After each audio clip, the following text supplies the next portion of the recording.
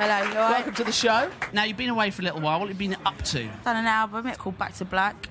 How would you describe it? It's a lot more I don't want to say more raw, but it's not got all the clever like jazz chords. It's not really like that now. I've been listening to a lot of girl groups, a lot of garage bands. That's kind of what it's like. It's a lot more guitar. I mean, I'm a guitarist. I've been listening to a lot more guitar bands. I mean, in Camden, you can't really get away from it, so You can't? it's rubbed off on me. Would you go as far as say it's a bit more accessible than your debut? I say it was more accessible. It's not necessarily more poppy, but you know, jazz is quite an exclusive. It's quite an elitist music. You know, and this album's a lot less like that. Was that a conscious decision? No, it's just what I've been listening to, rubbing off on me, definitely. And what would you say the main theme is behind this new album? It's the same as the last one. It's about, you know, things going wrong, and, you know, where your heart lies and when it all goes wrong, and you can have the best intentions, but it doesn't always work out.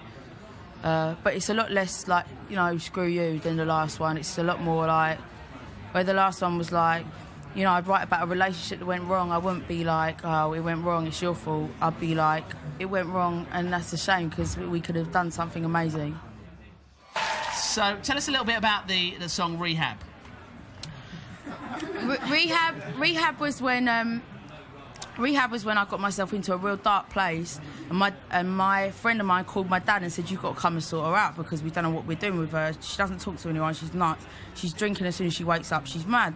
And my dad comes around, my dad bursts into tears, and my dad's quite soppy, but if my dad cries, I'll be like, I'll do anything, Dad, I'll do whatever you want me to do. So I want to stay with him. And then my manager just came for me and goes, we're going to take you to this place. And I was like, are you? Are you? All right, okay. And they were like, no, we're going to take you. And I was like, well, how about I say I don't go?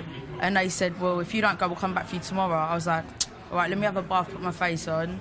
I said to my dad, I was like, Dad, do you think I need to go? My dad goes, no, but just do it because it looks good for the record company. They'll probably want to see you do that. So I went down there, I met up with the fella. He said, why do you think you're here? I said, because I do drink a lot. I think it's symptomatic of my depression. Like, I'm a manic depressive.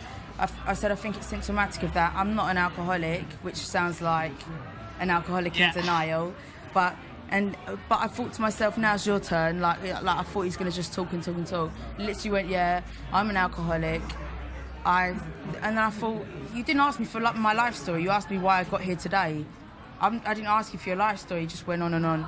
And he goes, oh, will you fill in this form? I said, how long does it take? He said, half an hour. I said, do you know what? I don't want to waste your time anyway still.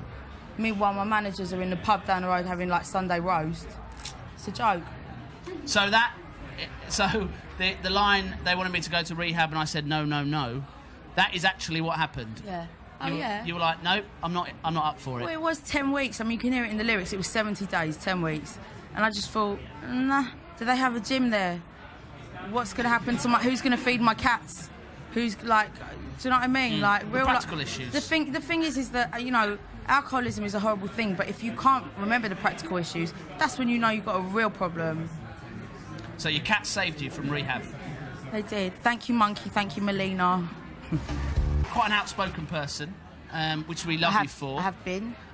Is that something you're proud of? Does it get you into trouble? No, it has got me into trouble, and I realised things I've said in the past. I used to smoke a lot of weed. I was paranoid and I was defensive, and I had the album that I didn't know how well people would receive it. So yeah, I used to lash out. And the thing is I used to be a music journalist, so a lot of the time I just say things that everyone else thinks. But these days I think I don't bear anyone any ill will, and I've got an album that I'm 100% behind and I love, and me and the record company get on like so much better now that, you know, I don't have to be insecure about it at all. And I mean, there's been quite a lot in the press about your image. Does that bother you at the moment? Does that make you insecure? It is what it is. To be honest, my mate Owen is a snapper, so a lot of the times I know if he's following me about, I know it's because there's no one good about. Do you know what I mean? I'll just be like, you had a dry day, Owen. He's like, Amy, you wouldn't believe it. Jerry Halliwell said she turned up at the Ivy, she wasn't there. Then I went to, and it's like, all right, Owen, just follow me then for half a mile. I'm like, who's going to buy these fucking, my dad, who's going to buy these pictures? My dad. Like, do you know what I mean? I'm like, no one cares, Owen. And you don't, the whole body image thing, that's just a manufacture a manufactured story as far as you're concerned? You know that. What do you mean? Well, in that when people first saw you come on the scene, you looked one way, and now you look a different way. Yeah. Has that made you angry? Has that made you, you know, that the way people kind of have made something out of nothing? I'm furious. Good. No, I mean, like I said, I used to smoke a lot of weed, and when I stopped that, I started eating at right times. Like if you smoke weed, it takes you 4 or 5 hours to warm up to eat something in a day, and then you smoke, and you're like, you don't want to touch food because you want to keep smoking, and about 2 or 3, you're like, I want some stodge, and it's not the right way to be. Now I get up, I have now I get up and I have a nice day. Like I'll probably eat 2. I won't eat 3 meals, but I eat like 2 meals. You know. What are you listening to at the moment? I'm still listening to all the 60s that I was listening to when I wrote the album, like a lot of Shangri-Las and all them girl groups, a lot of ska specials. I'm doing a specials tribute album. I'm doing it next week because me and the band, we know them songs inside out and we're not going to change them, so we might as well just do them. How did you get the kind of all-girl big sound that you've got on a song like Rehab? How did you capture that? I don't know. I think what you listen to rubs off on you, and it definitely rubbed off on me. I put down the jazz and the hip-hop for a spell. I mean, I still listen to hip-hop, but I listen to 60s more than anything. Living in Camden, it follows you about. You know, you walk down the street, there's the Vampire Shop, he's pumping out Ray Charles all the time. My mate Bowie's got a record store, he just plays dub and ska and 60s all day.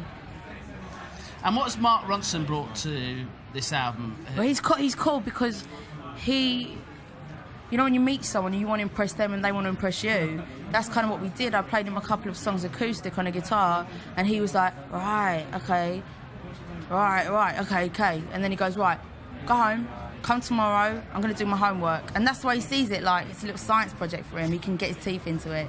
So that was really good. And he works on the Lily Allen records. Mm-hmm. What have you made of her success over this summer? She's cool. She's done well, you know. Like, when I first heard her stuff, I was like, you're going to get me because I'm pissed now, but... Anyway. When I first heard her, he was raving about her, and I was like, well, she sings with a British accent. What's one got to do with the other? When I saw her style, like, she's got a ghetto earrings like me, and... she's just like, I thought she's like, me and her are the same. We're the kind of girls that meet each other and either love each other or it's just like, you're a dickhead. She's excuse my language, she's cool. The girl's cool. Mark's got a set at the minute. He's done a couple of festivals this summer. He did Festival, and I was coming down. I saw her down there. I didn't even know she was singing. And then we were having technical difficulties. I wouldn't have gone to speak to her unless, like, we were introduced. I wouldn't have gone up and gone, hi, you know what I mean? Not because I'm rude, but just because it's like, great, let's give a fuck. You're not my mate, you're just the girl that sings as well. And he was talking to her after I went up to him, and he was standing with her, and I said, he said, oh, we've only got time for one of your tunes. But I thought he'd said, we've only got time for one. And I said, what about Lil, though? And he goes, oh, yeah, she's going on. I was like, oh, cool. And then I introduced myself. She's lovely, she's really safe, really nice girl. Anyone who's got manners, I like. Anyone who's got bad manners, you don't like. Is she amongst the kind of the music that you're listening to now? The current music? You listen to anything current? Or I don't listen to anything. You live in solely in the 60s. It's quite sad. All I listen to is like I said, Shangri-Las. Like, say in a good mixer, all I listen to is. The only tune I listen to that's recent is that Zooton's tune, Valerie. I love that. I've rinsed that. I'll put it on 5 times in an hour and not even realise.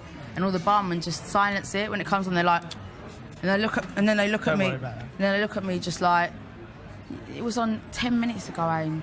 I listened to that. I listened to the Zombie, She's Not There. I love that tune. Or that's a good tune. Buddy Ebb, or the Velvelettes, or the Contours. Cool. Final question: what are your memories of this place? Good memories. Naughty memories? No, no, I'm so not going to say. All right, that's good enough for me. If you and me were talking, yeah, off camera, yeah. That smile says it all. But you're good, you're healthy, you're happy. Yeah, I don't go to the gym as much anymore as I did, but I'm very happy though. Thank you.